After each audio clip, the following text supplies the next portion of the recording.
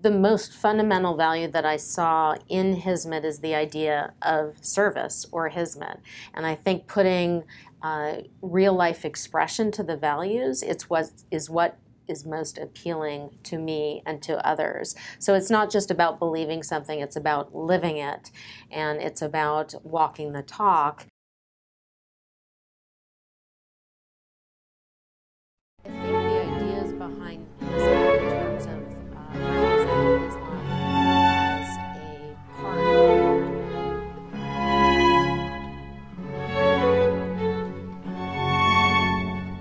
in terms of intercultural and interfaith dialogue, which have been very prominent.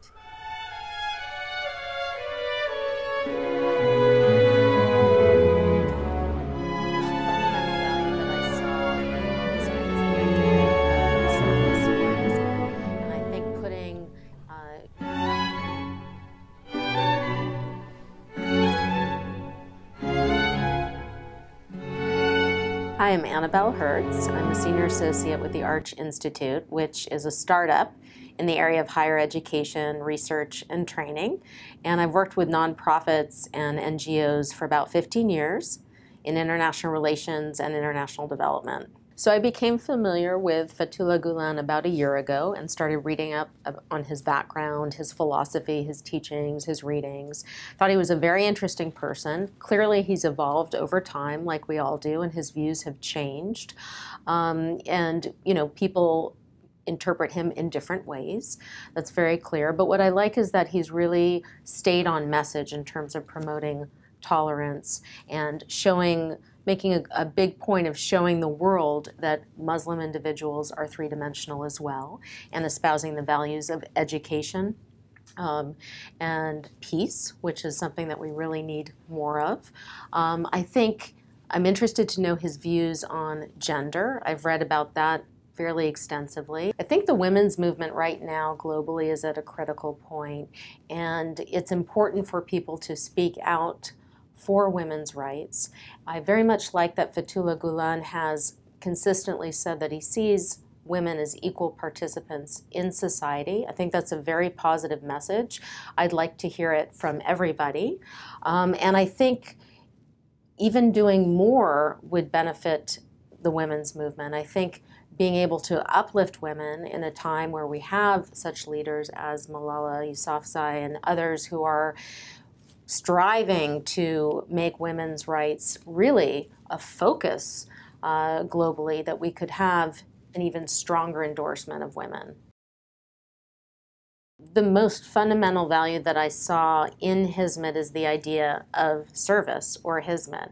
And I think putting real-life expression to the values is what is most appealing to me and to others. So it's not just about believing something, it's about living it, and it's about walking the talk and putting your principles to action. I think that's very appealing, especially in ways that serve others. So many of us can relate to that.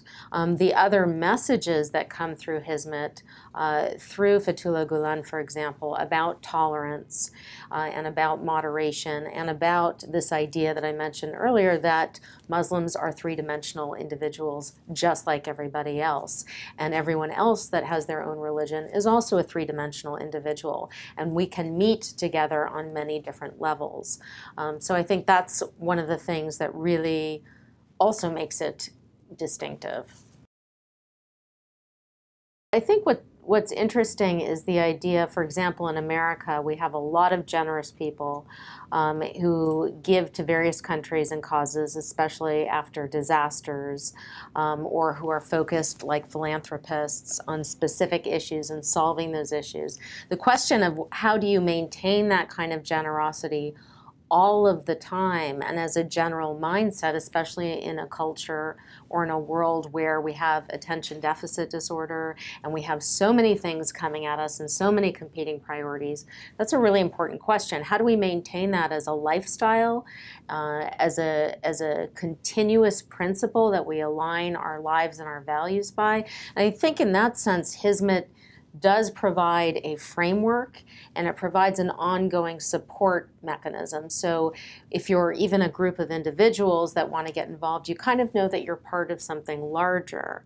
And I think that's probably what's lacking from a lot of the, ups and downs that we have with philanthropy and charity and giving. And we have many individuals that are committed to that throughout their whole lives, but we don't necessarily have as many frameworks that are reinforcing. So for that, I think it's a great model and a great idea to think about, how do we keep that going? How do we make that part of our everyday thoughts and feelings when we're getting up? How do we serve others as well as ourselves, and how do we translate that? I think the ideas behind Hizmet in terms of representing Islam as a part of an individual who is a three-dimensional individual is really important. And if you look at, for example, the work of Amartya Sen, he talks about how we all have multiple identities. So we may have religious differences, we may have religious identities, lack of religious identities, but we're also many other things. We are in our communities, we have relationships with our friends and our family. And so I think what Gulen's teachings provide is a basis for seeing that more clearly and seeing that people have many dimensions to them, and being a Muslim is one of those dimensions. And I think that's really important for reducing the tendency of people to reduce other people to simply their religious affiliation and to put them in categories and boxes.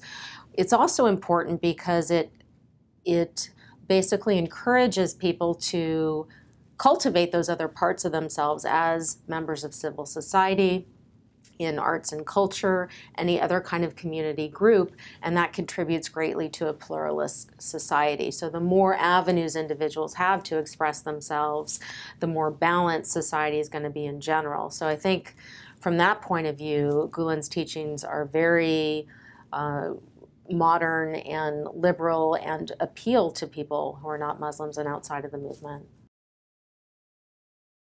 In terms of intercultural and interfaith dialogue, which the Rumi Forum has been very prominent in promoting, and that's actually what drew me into the Rumi Forum, I think it's such an important role for the organization and for the spirit of Hizmet. There's so much animosity right now between various religions. I think it's actually a source of strength when of a religion when religious people are comfortable meeting with one another. I don't think, and looking outside of that from a more secular perspective, I want to encourage people of different faiths to get together. It's something that we've always done, for example, in America, when we have, I mentioned the YMCA and the Jewish community centers. These have always been places where people of different faiths have been welcomed, and they find a great deal of commonality. So when I think about the parallels between Hizmet and the American experience, I think of those community centers where people actually get to know one another, and it's a safe environment to talk. And I think it's actually one of the most positive things that we can be doing. So that was really what drew me towards the Rumi Forum, was that message. And I think it's a message that is often taken for granted and, really actually needs to be articulated very directly and frequently.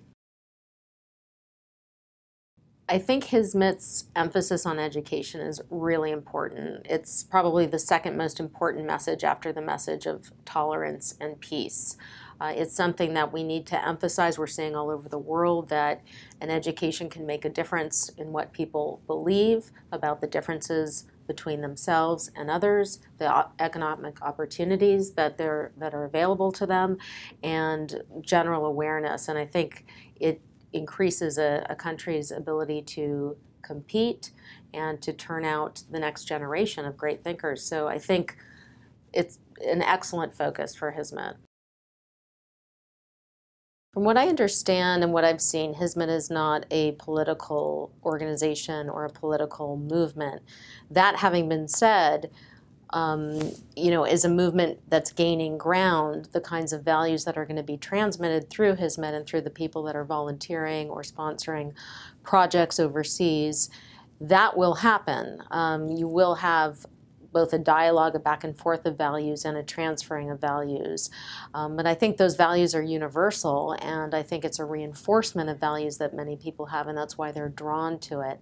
So from that perspective, I think the movement is probably having a real uplifting and positive effect, and it's probably going to change over time. When I make the comparison to American movements that were religiously based and became more integrated and reached out more into communities, whether in America or overseas, the nature of them also changed over time. They became more integrated in the communities. They became broader in some sense, but they never lost the actual principles that were motivating them. So they still had the core group of supporters that were drawn to, let's say, the original religious foundation that still existed. But in the meantime, they've also expanded and become more broad. And that's how I see Hizmet. I see Hizmet as something that still retains its original flavor and motivation, but as it moves out, it changes shape and color like any integrative social movement.